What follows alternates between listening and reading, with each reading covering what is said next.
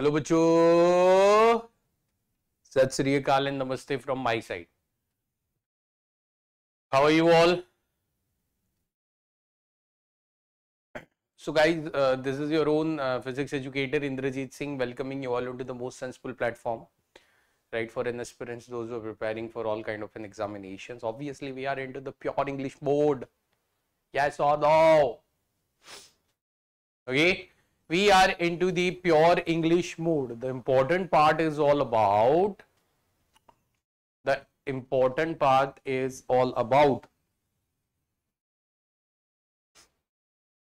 content we deliver. I remember the day we started the excellence batch and the same day we are going to end up. Okay. Thoroughly content will be given. You will feel like daily you are going on to the classes, regularly you are in a touch with the faculties, all of the things are done. All of those things are successfully done, right? Finally, we are onto the peak, we are onto the edge on semiconductors. This is a very different world. Basically, if I'm talking about the semiconductors, diodes, some of the basic phenomena, and with that the configuration of the transistors. These three are the important things, and whatever the number of the questions are going to come from this three only. Okay, so we are going to focus on that part. Semiconductors. Many students might be into this, sir. Why was semiconductor introduced? Physics wasn't enough for us, So semiconductor is only responsible thing, right, for your luxurious life. Semiconductor is only the responsible thing for your luxurious life. Now, how I can say luxurious life? The advancements into the science and technology in all of those sectors, whether it is a corporate sector, the hotel industries, the medical industries, even if I'm talking about the post-pandemic, whatever the modifications, whatever the advancements, right, you are seeing. Before I used to teach into the class, right now I'm teaching in front of the camera and having my setup, okay, post-pandemic. So here, whatever the advancements are there into the field of the science and technology, the semiconductors and the respective chips are responsible for it. Semiconductors, in absence of semiconductors, again you are going to live the life of 18th and 19th centuries. I guarantee.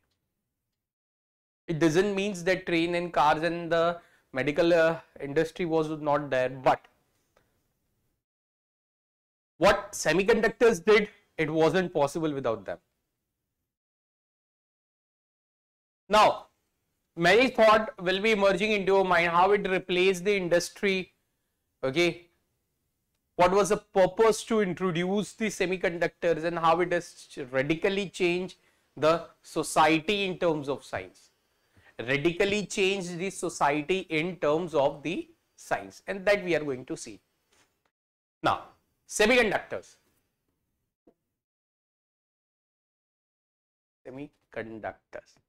Before semiconductors, one thing that was used, it was known as vacuum tubes. Using this vacuum tubes, generally, okay, things were displayed like numbers, okay, alphanumeric digits, lots of things were there.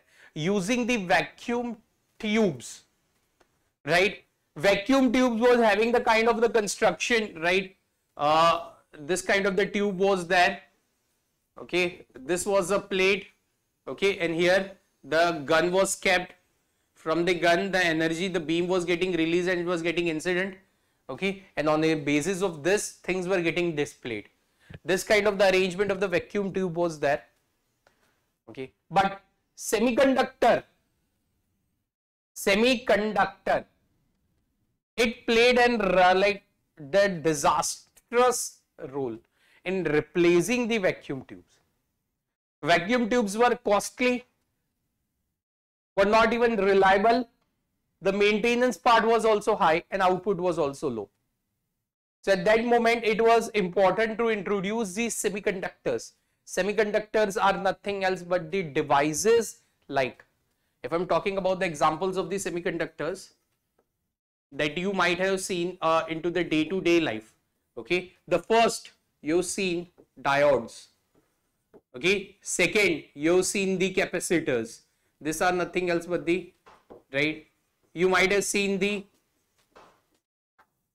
solar cell. You might have seen the transistors. I'm not talking about the transistor that were used into the old times. Those are part of it, but lots of things have taken, right? Lots of things are advanced now. Okay, diodes, capacitors, right? Solar cells, chips, even the most common product that we are using into the day-to-day life, like smartphone, entirely depends on the semiconductor world. Okay. Second, if I'm talking about, apart from the smartphone, the most common thing, okay, your mom uses, this is washing machine. The fully automatic washing machine is having the chip inside. Okay, that is completely coded and there is a processor behind it. It completely is a part of the semiconductor world. Okay, if you have seen, please don't try this at the home. Okay, but there is a small Java chip into your refrigerator at your homes. The one who are using the fully automatic refrigerators and the washing machines, they are having the smart chips within it. Okay, the electronic circuits contain the small and in which one there is a smart chip, the core chip is there. That is made up of the semiconductors. Okay, the most common product that we are using into the cars. Okay, in cars, for the arrangement, semiconductor chips are used. Without the semiconductor chips, you are not going to get as much features that you all are getting. Tesla, the auto drive, everything it is as because of the semiconductor chips. Right now, you all are aware of in all of the social medias, everywhere it is going on. The shortage of the semiconductor chips, the shortage of the semiconductor chips, the shortage of the semiconductor chips. Right? The shortage of the semiconductor chips, this kind of the thing is going on. But at the moment, I want to just explain a very single thought. Really, the shortage is going on and now we will completely depend on the semiconductor in short amount of the time. We want advancements into the science and technology. Now, we need a luxurious life. Na? It means we have to rely on the technology and that is the worst part also. Okay, everything is having its own positive and negative points. Okay, so relying on the semiconductor is the worst part also, because definitely in upcoming future, okay, in future the devices are going to control the human. Okay, so these all are the examples: diodes, capacitors, solar cells, transistors, chips. Okay, these all are the part of the semiconductor world. Now, what actual the semiconductor is all about?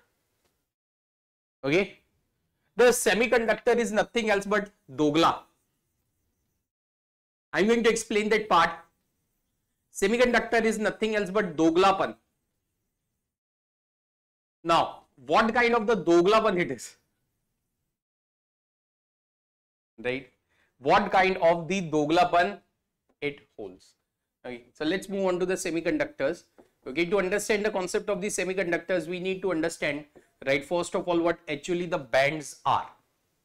Okay, so for that I have to move on. I have to give you all a bit introduction about the Bohrs atom, the Bohrs theory.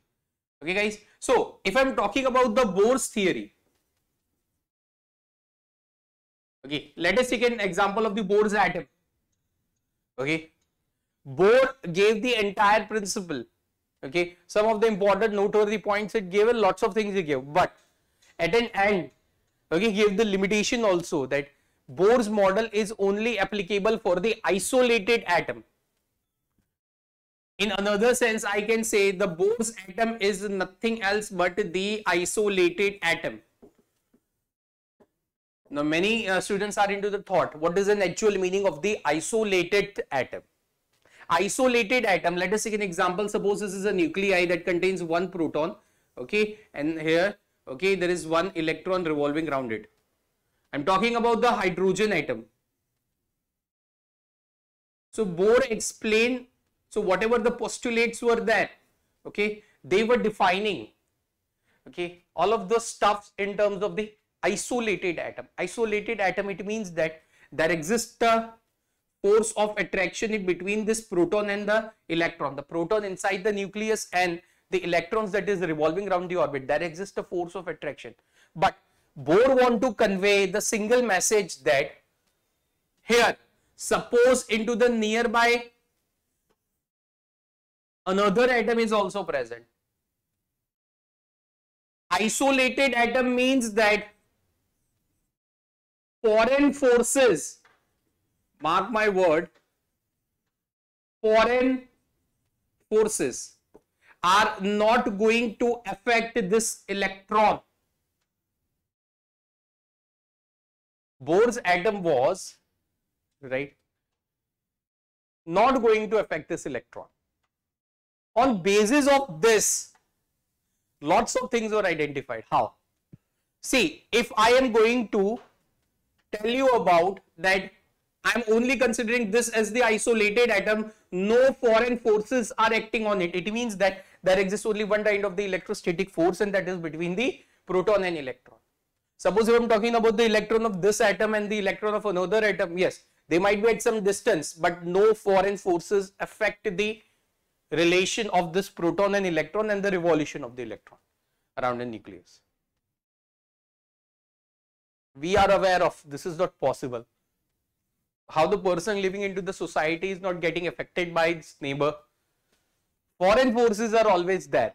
So at that moment, Bohr was not, right, actually correct. The model was having some limitations, but lots of things were defined only for the isolated atom. And till now, all of those traditional practices are only going on. So in that case, right, we are going to, we always used to learn whatsoever they have taught before. Okay, things got advanced, things got changed, but still our textbooks needs to get updated, and it will be done into the short amount of the time, right? So the no foreign forces are acting on the specific electron. So in this case, into the case of the isolated atom, the electron that oscillates in outermost orbit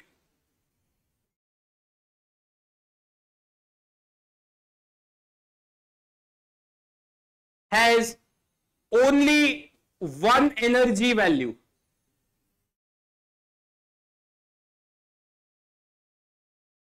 And that energy value, it is defined as E, that is equal to negative of 13.6 Z square by N square electron volt. Okay, this we have seen into an atom.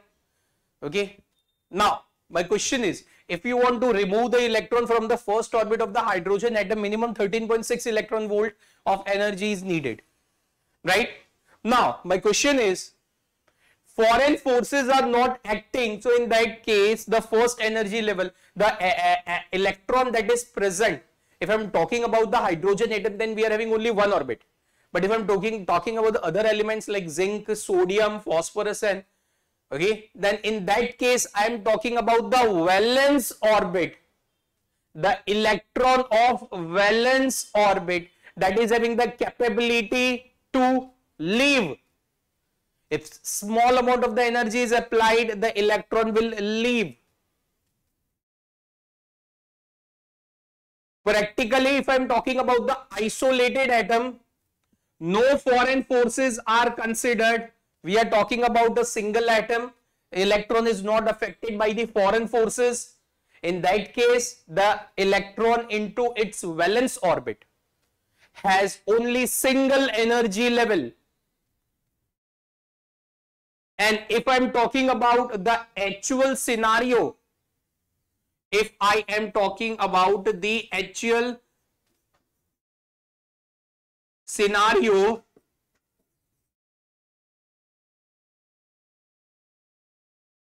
foreign forces always act, right? Foreign forces always act within it.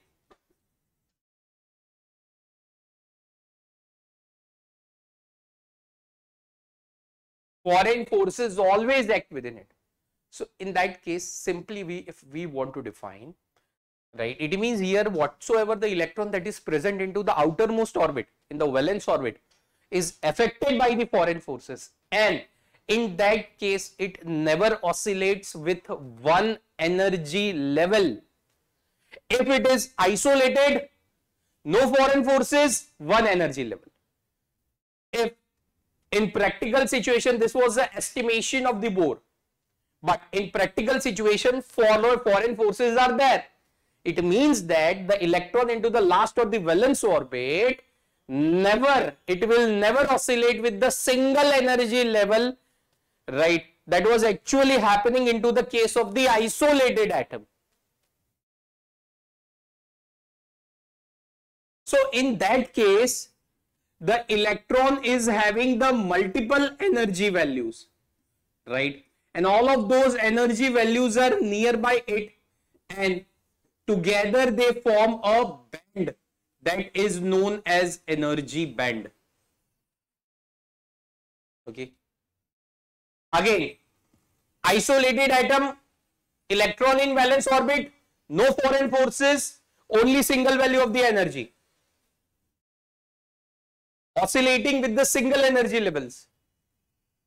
Foreign forces are actually acting, electron into the outermost orbit, affected by the foreign forces, oscillating with the multiple energy levels, and those multiple energy levels combine to form one band which is known as energy band.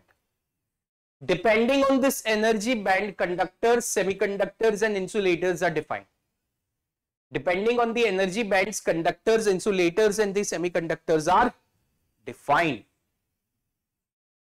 Now, how we are going to deal with that stuff? How we are going to deal with that stuff? This energy band is important. This energy band is important. Now, how energy band is important, I'm going to tell you all, and we are going to classify. First of all, basically in all kind of the elements or specimens like conductors, semiconductors or insulators, two bands are there. The first one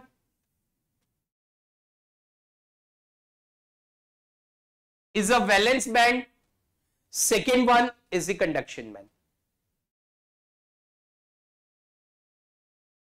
Right? Valence band, conduction band. Just hold on. Okay. Right? The gap between them, it is known as energy band gap. The gap between them, it is known as what? Energy band gap. Okay. Before that, suppose if you want to note down this stuff, right, you can, I'm giving you all a 10 seconds. Come on everyone, because this is the most important parts, right? Okay. Come on everyone. I'm on the countdown of 10 seconds.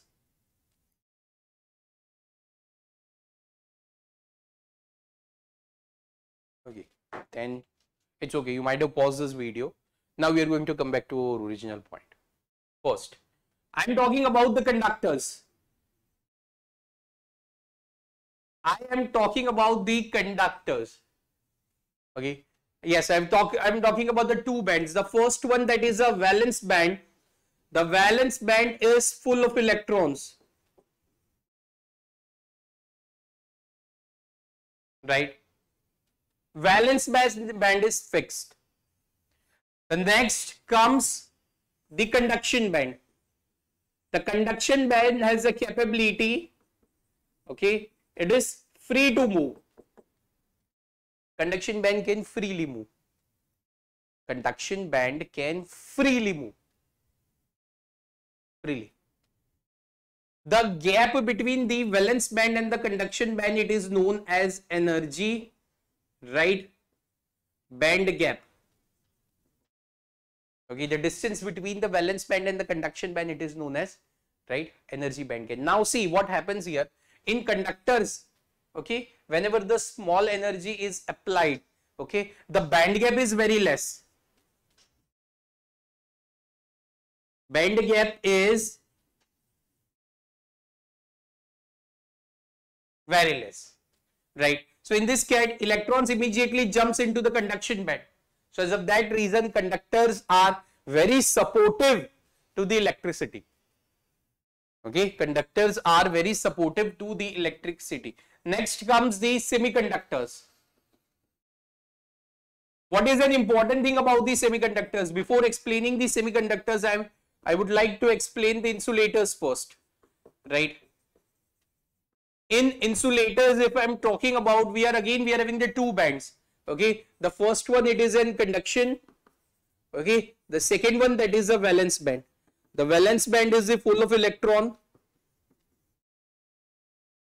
Okay, the gap is large. The energy band gap is very large. So in this case, when energy is applied to an electron, it needs very enormous amount of the energy to cross the barrier and to reach up to the conduction band. It needs a very large amount of the enormous amount of the energy to move on for an electron to move on from the valence band to the conduction band.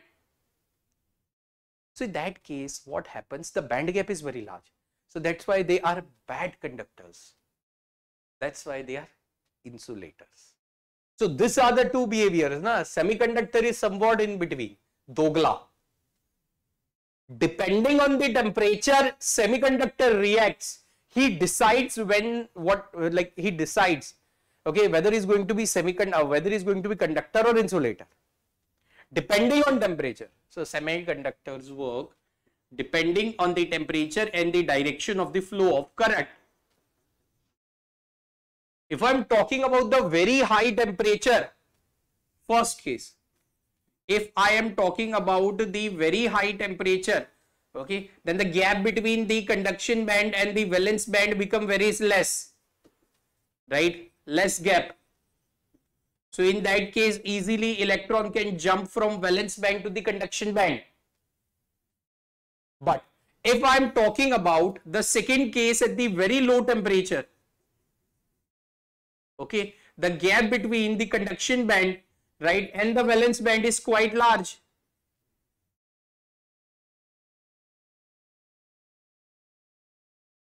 So again, it needs enormous amount of the energy, right, to cross that band gap for an electron to cross that band gap.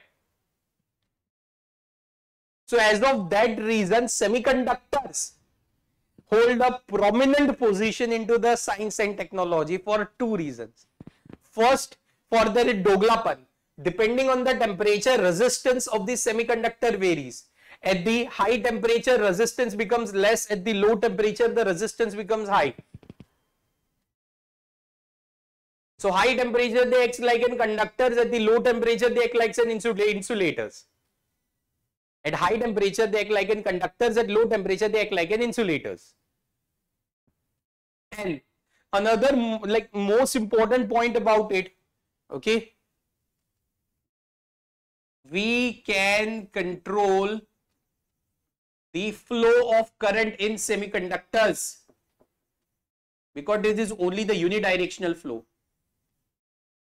It is only the unidirectional flow and we can control the flow of the current into the semiconductors. As of that reason, this holds.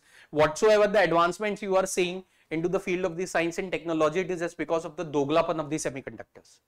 It is just because of the doglapan of the semiconductors and things are going to work on that basis.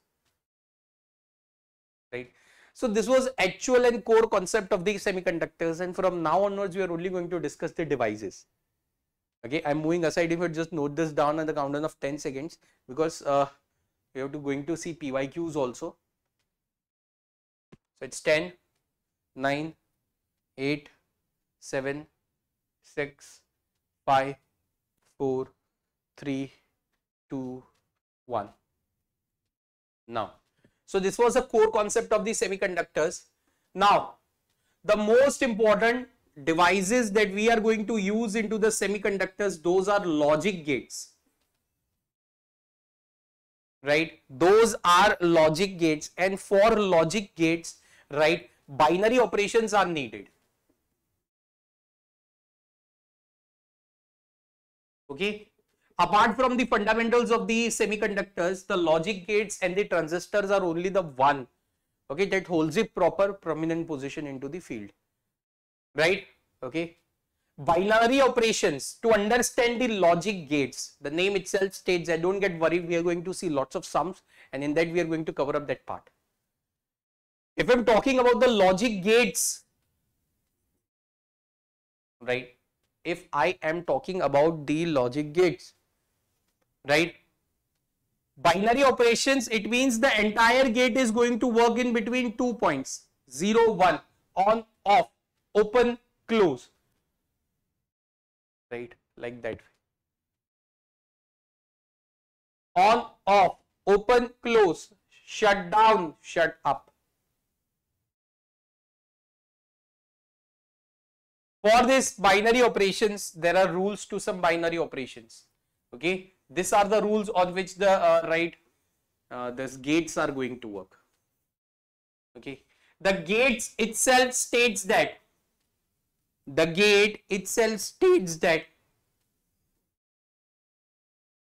input is given to the gate. Gate is going to process the logic and give the output. The name itself states that logic gate. Now, in long premises, gates are present. Now, we have to overcross it. So, we are giving up the input. In between, whatsoever the gate is present with the specific logic, it is preparing the output. And finally, it is giving up the processing, and finally, it is giving up the outputs. So, these are nothing else but the logic gates, and these are the principle on which a gate works. Logic gates are quite easy. We are going to see into the sums. The timing diagrams and those we are going to see into the sums. Don't get worried. Okay, if you want to just note this down, you can. Come on, everyone. On the countdown of 10 seconds, we are going to clear this mess.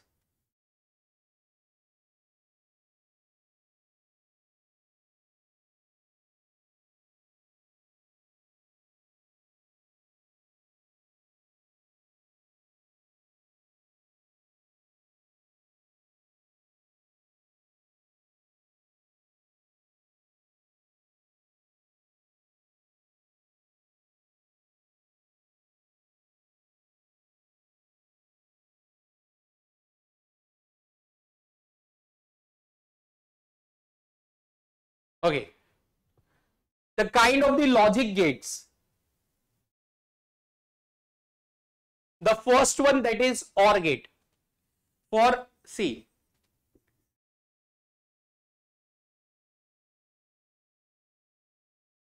right, gates. The first one is OR.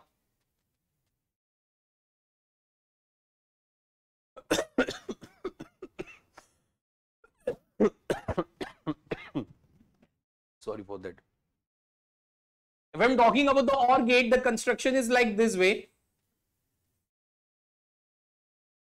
One output is there,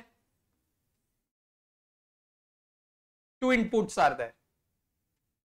One output is there, two inputs are there. This is an output. We are interested into the logic behind it. The logic tells the output that will be equivalent to A plus B. Right? Output that is equivalent to A plus B. Like if this is A, this is B, then it is going to be A plus B. This is a truth table. Okay? This is the truth table. Suppose, see, we have to deal only with the binary operations. So what are the possibilities? 0, 0, 0, 1, 1, 0, 1, 1. A plus B, or either A or B. So if it is 0, 0, smaller value 0. 0, 1, 1. 1, 0, 1. 1, 1, 1. This is on the basis of the binary operations, and you all are aware of it. The second, I am talking about the fundamental gates. The second gate, it is nothing else but the AND gate. The AND gate is somewhat like this way. Again, two input A, B, and one output Y. If I am talking about the logical operation, then it is A dot B. Either A or you can say A and B, A dot B, that is equal to Y.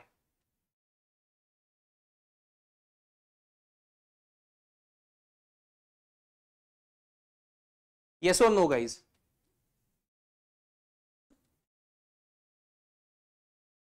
Okay.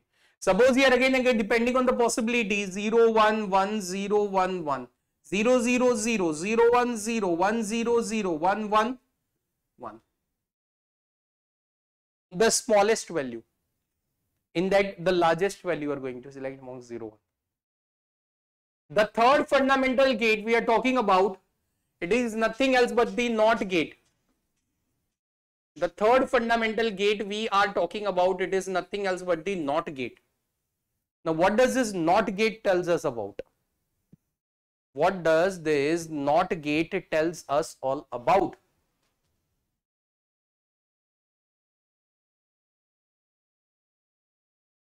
Whatever the input it is given, reverse it bar. Reverse the input and give the output. Reverse the input and give the output.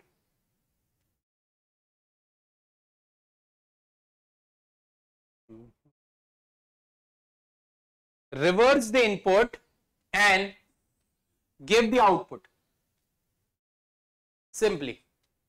So if I am talking about bar, bar is a meaning of reversing the input. So suppose this is an output and only one operations we are having. So either it can be 0 or it can be 1. Reversing the input, the output will be 1 and 0. So these are the basic fundamental gates into the semiconductors. Right. Now from this, NAND is defined. A NOT gate is attached in front of the AND. It will become NAND. A NOT attached in front of OR. It will become NOR. Right. NOR is there. Right. Lots of gates are there, but these are only the three fundamental gates that you have to deal within. These are only the three fundamental gates that you have to deal within. So I'm moving aside. If you want to note this down, you can. Come on, everyone.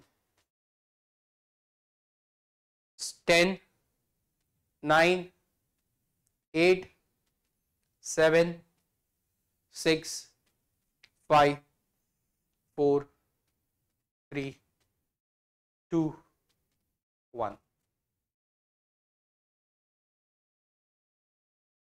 Apart from this, in semiconductors, the important role is of the transistors. To understand the concept of the transistors, we have to understand the concept of diodes. Basically, diodes are nothing else but name itself states two diodes. Right? The name itself states that diodes, two individual terminals. If I'm talking about the diodes, right, then two individual terminals are connected to form a junction. Right? See, one P terminal, one N terminal, those are connected to form a device or a junction that is known as diode. The arrangement, it is known as diode. In diode, one side is a cathode and second side it is an anode. Right? Okay. The P, see, mark my words.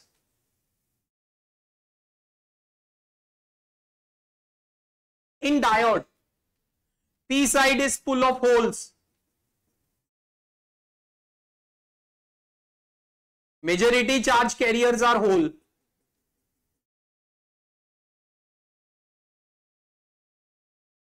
This side majority charge carriers are electron.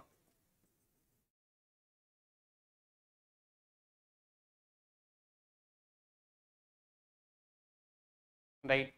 So as because of the attraction between them, right, as because of the attraction between them, the electrons, see, holes here are nothing else but the empty spaces.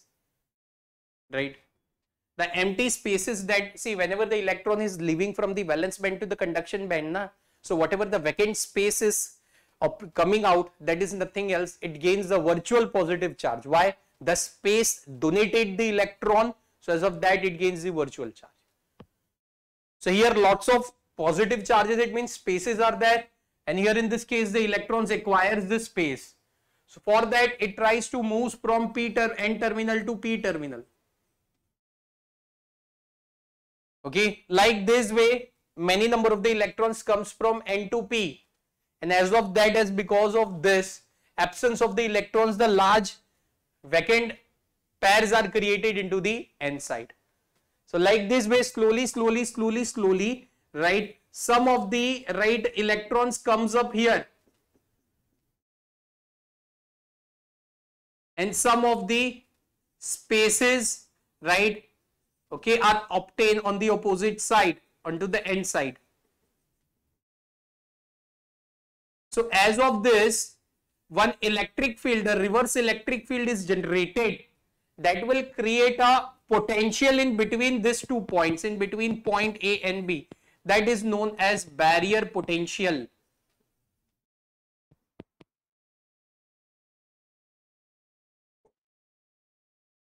Right? That is known as what? Barrier potential.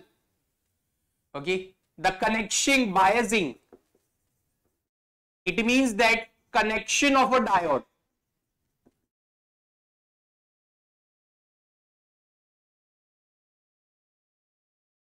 Biasing means that connection of a diode. Connection of a diode. It means, right, biasing. Suppose forward biasing, if I am talking about, the P terminal is connected to the positive of the battery and N terminal is connected to the negative of the battery. This is known as forward biasing.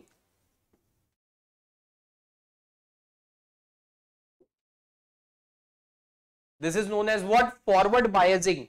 The second comes the reverse biasing, in which that the P terminal, right, is connected to the negative terminal of the battery, and N terminal it is connected to the positive terminal. This is known as reverse biasing. Biasing is a technique to connect a diode to the source, battery source.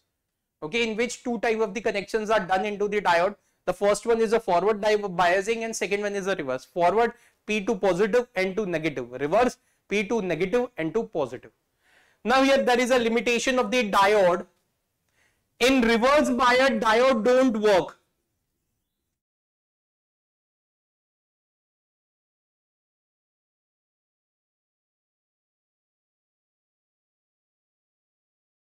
Diode never works into the reverse bias. Why?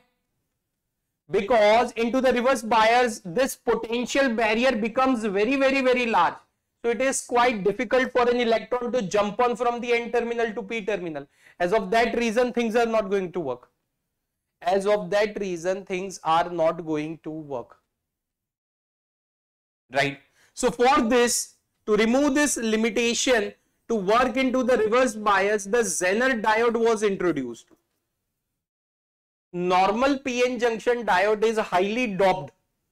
Doping means external impurities are added into the semiconductors to change their nature. So same, into the PN junction diode, lots of high doped impurities are doped within it, so that it should work into the reverse bias. So as of that reason, the replacement of the PN junction diode into the reverse bias is nothing else but the Zener diode. It is nothing else but the Zener diode. Right? It is nothing else but the Zener diode.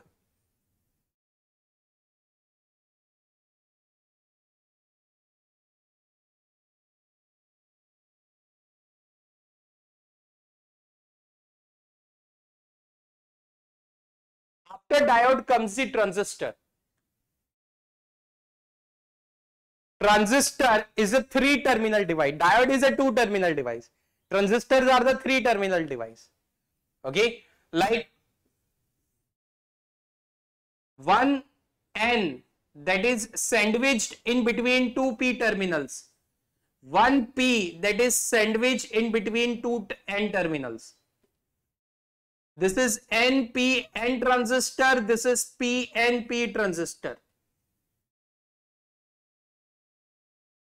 In all of those transistors, there are 3 points: emitter, collector, base.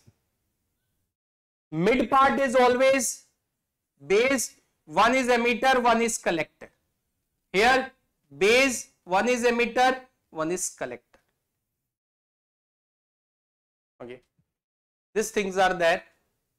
Okay, directly now I have given you the introduction of the entire chapter, and now we are going to move forward to the sums. For a junction transistor, okay, see, these are the formula. Basically, lots of questions are going to come from common emitter configuration.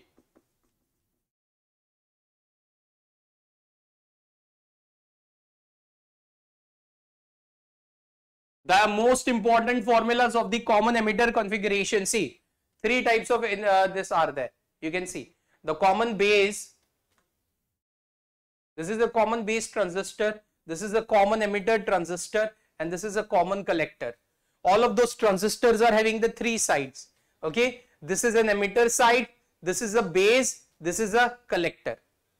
The current that moves right here, IC, IE and B. Okay, here this is a battery. The source that is connected to the emitter side, which is known as VEE. Right. The source or the battery that is connected to the collector side, it is VCC. Suppose it is connected in between emitter and collector, VE, not emitter and collector, emitter and base, VBE. It is between base and collector, VBC.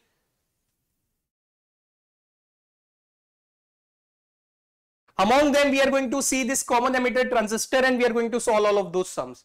This is a common emitter transistor. See, the base, emitter and collector. The current that opts out from the emitter, it is emitter current.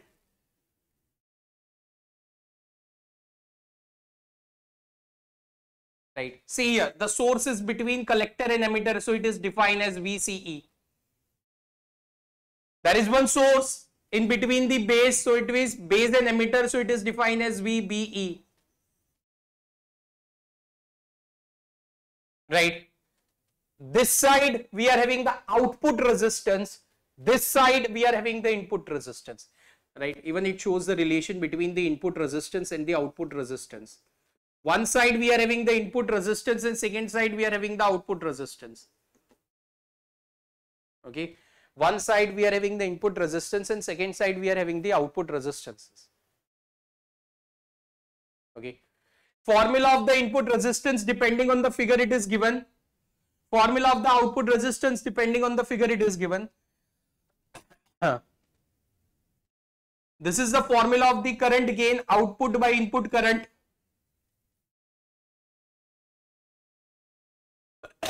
And amplification factor. So these are the most important thing that we are going to see. I was not about to explain all of those stuff. We were following the reverse engineering end-to-end semiconductors, but we did for already the 45 minutes, right? It was an overview of the semiconductors. Now we are going to move forward for the PYQs. Right? Now we are going to move forward for the PYQs. Yes or no, guys?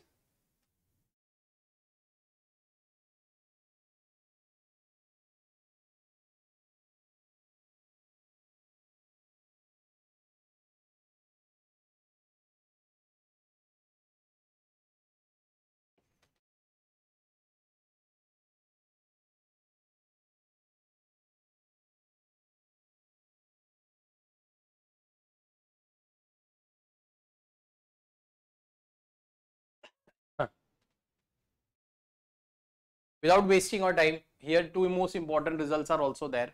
We are going to use that into the sums. Okay. Now, the first question was asked. We are going to discuss that was asked in 2018. Okay.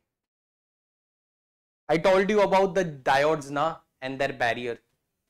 Okay. Each and every diode is having its own barrier potential. How we are going to discuss? The reading of the ammeter for the silicon diode in the given circuit is, one silicon diode is connected into a circuit. This is a silicon diode, right? The resistor, external resistor that is connected to the silicon diode is of the 200 ohm. So can I say the value of the capital R is 200 ohm? The source that has been connected, right? Can I say it is a 3 volt? Now the question states that what is the current that is flowing into the circuit and what will be the value of the reading of the ammeters? Very simple question.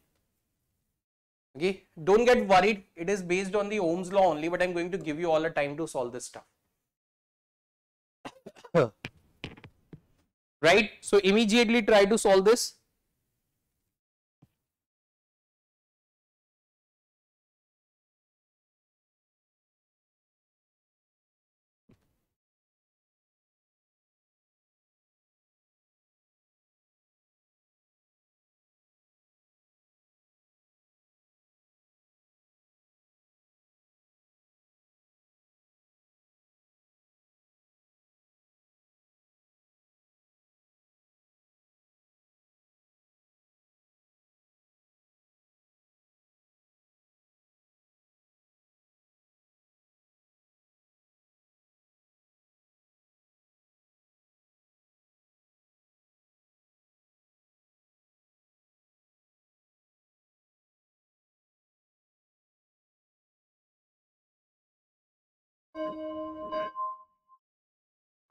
Generally, if I'm going to tell you about the solution, the resistor's value and the voltage value is given, we need to find the current. So simply if we are, it reminds us about the formula V is equal to I by R. The source that is equal to 3 volt, resistor that is equal to 200, and we are going to get some answer in ampere. Wrong. This is the common procedure that you all are going to follow. The common procedure that you all are going to follow. Okay, now what happens here, right? Simply what happens here, okay? It is a diode, na? I told you all about the diode. Diode, it means that PN junction diode. If it is into the biasing condition, then one barrier it is produced in the diode. And that bias, this barrier is having the reverse electric field. And as because of this electric field, it reminds about the equation V is equal to ED. A reverse barrier potential is generated against the source. The reverse barrier potential is generated against the source. As of that reason, the circuit is not actually getting the 3 volt. The circuit is getting source minus barrier potential whole divided by external resistance. So it is going to be 3 minus. What is the barrier potential? This is a standard value 0.7 whole divided by 200. So that is equivalent to 11.5 milliampere. Right? So this is going to be, D is going to be the perfect answer for this specific question.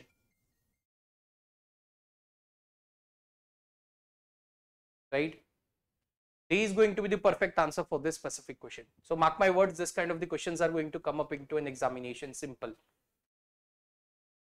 In a common emitter amplifier circuit using an NPN transistor, the phase difference between the input and output voltages will be JEE Main 2017. Phase difference between the input and output voltages will be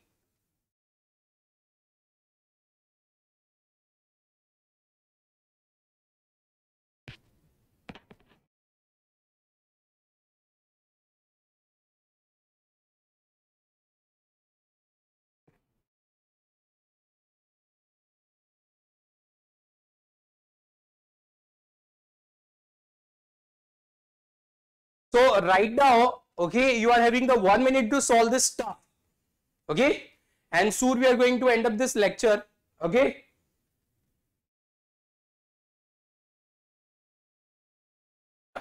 In a common emitter amplifier circuit, right, in a common emitter amplifier circuit, right, in a common amplifier circuit.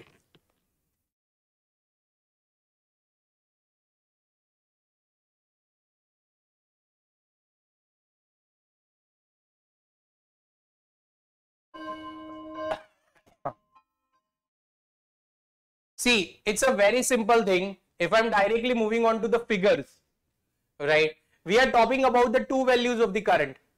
Okay, the first one, that is value of the IB, right? Okay, the second one is the value of IC.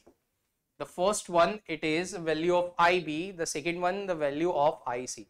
So in this case, what happens, right? In this case, what happens, right?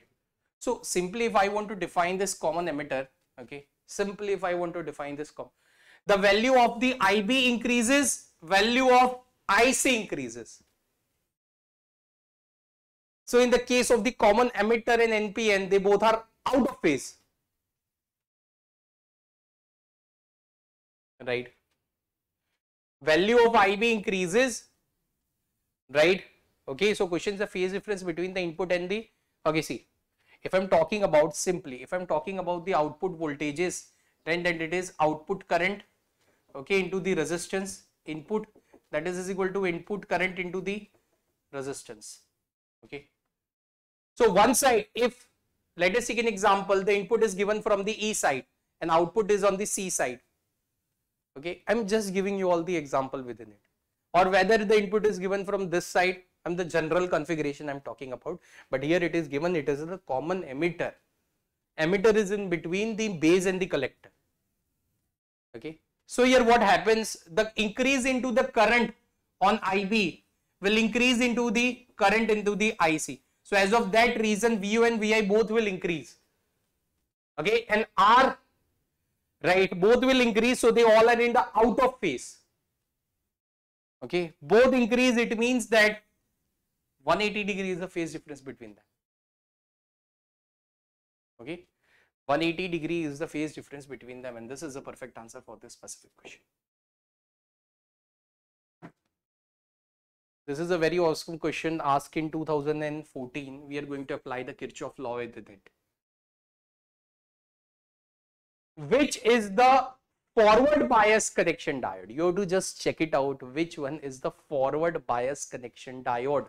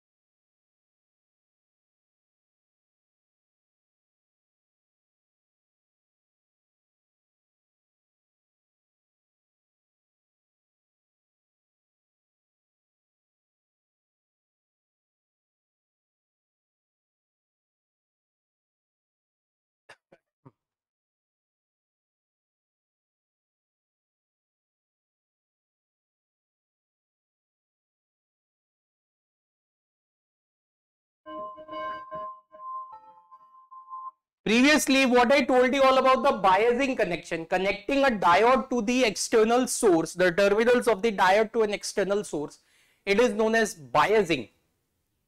It is known as what? Biasing. So suppose if I am talking about the P and N, if P is connected to the higher potential,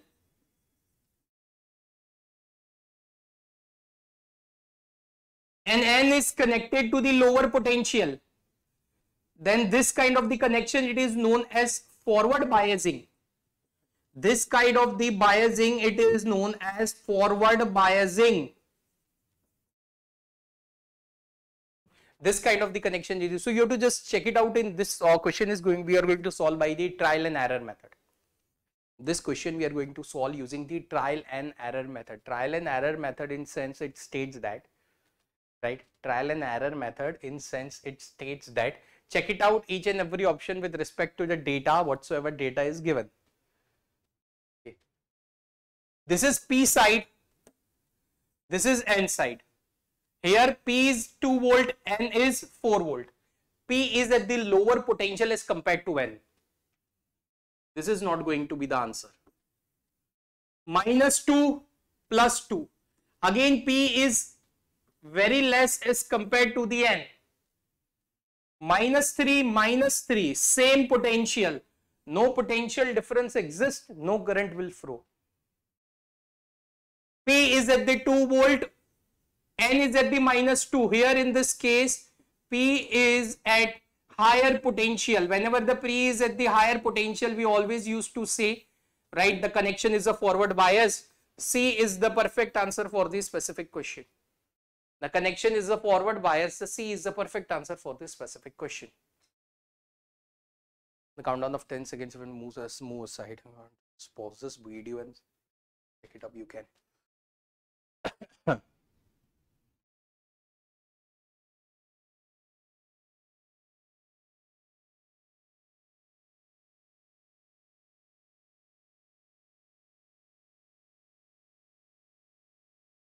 The truth table of a system or 4 NAND gates as shown into the figure. 4 NAND gates are given. Very awesome thing is there, huh? You have to make out the truth table for it. Right? We have to make out the truth table for it. Okay. First of all, it reminds me about the, okay, AND operation is there. See, mark my words, what's up with the bubble? Okay, the round circle that is given in, that is known as bubble. Bubble is nothing else but the NOT gate. NOT gate and AND. The entire is NAND. Not an AND. The entire is NAND. Okay, don't get worried. We are going to make out the entire truth table for it. We are going to make the entire truth table for it. Yes or no, guys? But let's give you all a 1 minute to solve this question. Come on, everyone.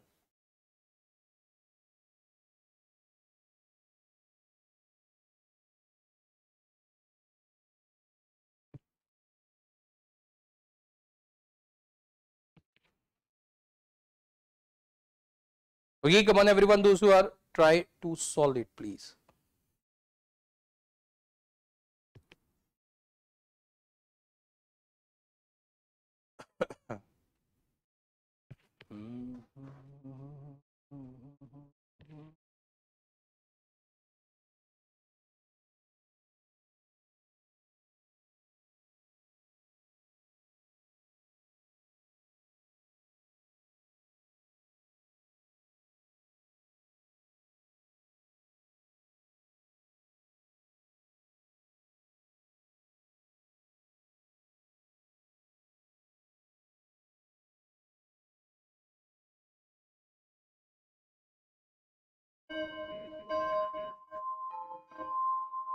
We are going to make a large truth table for it. Okay, hope so you understand. Okay, first of all, I want to tell you all about the NAND gate. NAND gate is nothing else but A dot B. Okay, and sorry, AND gate. NAND is A dot B bar. Okay, now see, here A is given, B is given. Okay, I'm talking about here. We got the input as A, we are got the input as B. Here we are having B, here we are having A. If I'm talking about this gate, then this is a NAND gate. The output of the NAND gate is A dot B bar. It means that input of the second gate is A dot B bar and here A dot B bar. With this, they are again give the some specific output, say Y1 and Y2. Again, they are going to perform one AND, that is Y1 dot Y2 whole bar and Y will be there. Simply, this is the construction. Don't get worried. Okay, we are going to make the truth table for it. A, B, right? A dot B bar, right?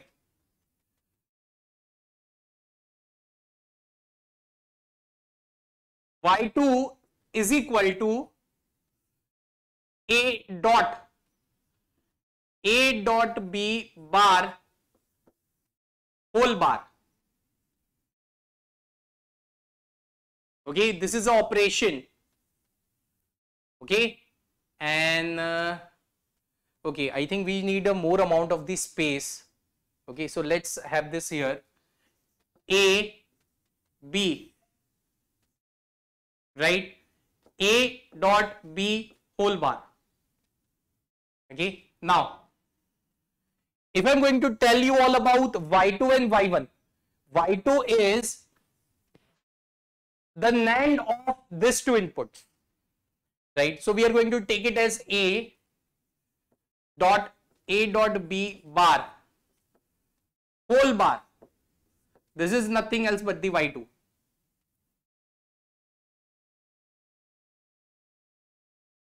y1 is B and A dot B bar. So it means that A dot B bar dot B whole bar. This is y1. Final output is y1 dot y2 whole bar. This is nothing else but the y. Okay, the large truth table is going on. The large truth table it is going on. Okay, the large truth table. Okay, the large truth table is going on. So suppose that depending on the possibilities, I am going to tell 0, 0, 0, 1, 1, 0, 1, 1. A dot B bar 0, 0, 0, 0, 1, 0, 1, 0, 0, 1, 1, 1. Now, here A 0 dot 0 whole bar. A dot B bar is 0 na. So 0 dot 0 whole bar output is 1. The first column and third column 0 dot 0 whole bar output is 1. 1 dot 0 whole bar 0 reverse of it output is 1. 1 dot 1 whole bar output is 0.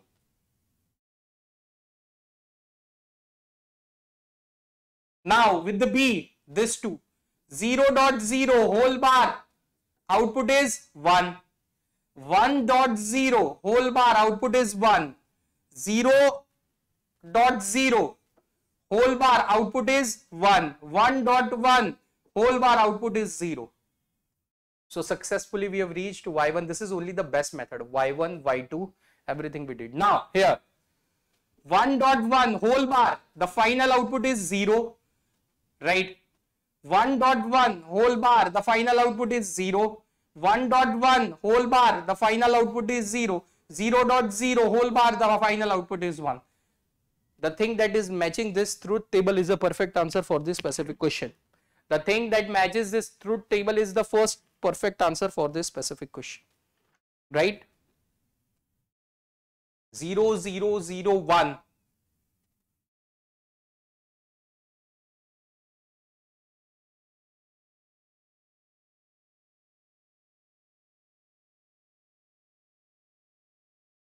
First, take your time to just know.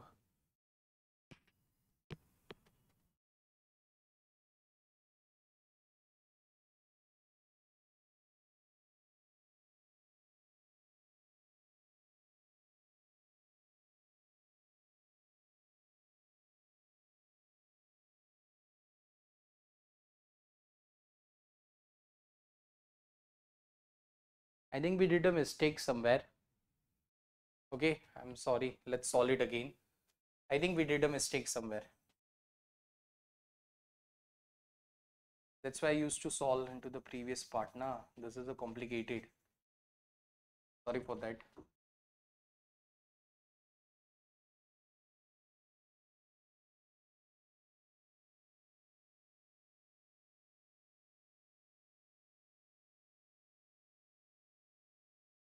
Nine gates are there. Now we need a mistake.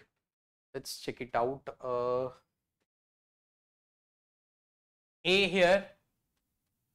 Sorting is there. A and B. A dot B whole bar. Right. The same output is given. So here it will be A dot B whole bar. here B dot A dot B whole bar, okay, and then the yn y2, okay,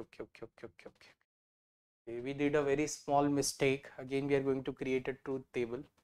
Okay, A dot B 0 dot 0, okay, whole bar, it is 0 dot 0, it is 0, but we have to make bar of it, so here we are going to have 1. Okay, 0 dot 1 is 0, whole bar of it is 1, 1 dot 0 is 0, but bar of it is 1 and 0. Okay, so this was a minor mistake that we did, but the final answer you are going to be 0 1 1 0, right? Sorry for that. Okay, rapidly we did. So I think here the A will be the perfect answer for this specific question. Okay, and this question is a homework from my side. You have to try it by yourself, and the answer of the homework based question you have to answer beneath the video. 10 seconds to that.